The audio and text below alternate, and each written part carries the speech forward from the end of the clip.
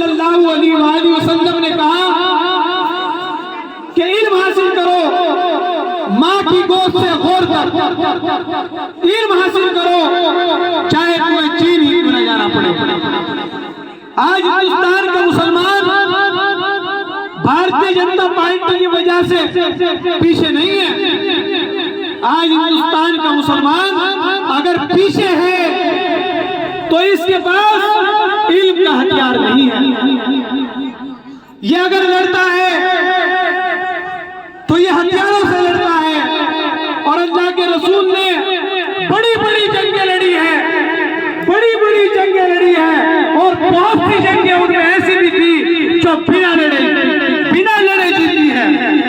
अल्लाह के रसूल सल्लल्लाहु अलैहि वसल्लम एक बार कुफ्फारे मक्का ने टैक्स देना बंद कर दिया मक्के को, तो अल्लाह के रसूल को कहा गया कि ये जो जंग है ये बिना लड़े आप अगर जीत सकते हैं तो जीत लें। तो कुरान ने उसको कोट किया कि लाओ तुम अपनी औरतों को, लाए हम अपनी औरतों को, लाओ तुम अपने मर्दों को, लाए हम अपने मर्दों को, लाओ तुम अपने बच्चों को, लाए हम अपने बच्चों को। अल्लाह के रसूल सल्लल्लाहु अलैहि वसल्लम लेकर चले गए।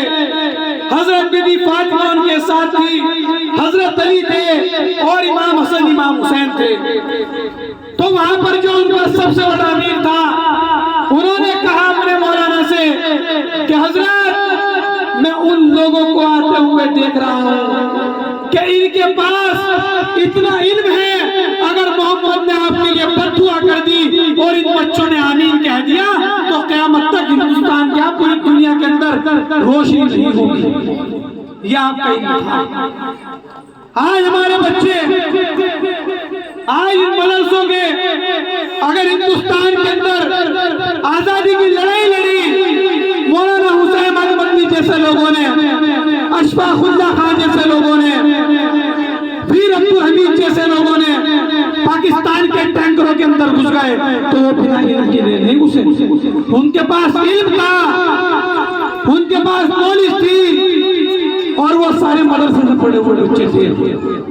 मैं मुबारकबाद देना चाहता हूँ कारी साहब को। बच्चे बहुत सारे आए यहाँ पर, लेकिन कारी साहब के बच्चे ने दिल जीत लिया।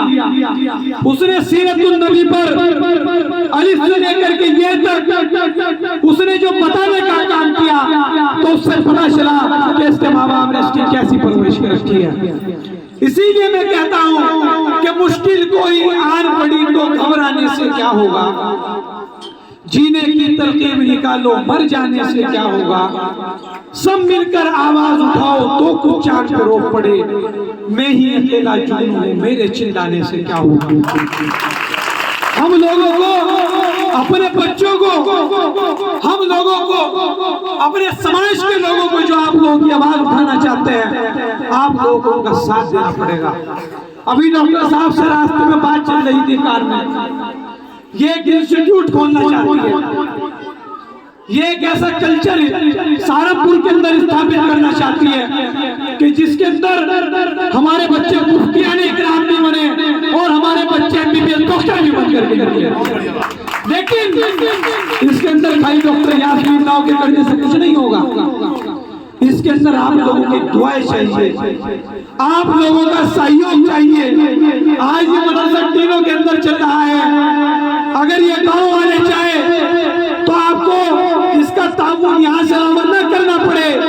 ये गांव वाले अगर चाहे तो इस तीनों वाले मदरसे को 3 मंजिला इमारत पर खड़ा करके बना सकते हैं। ये वही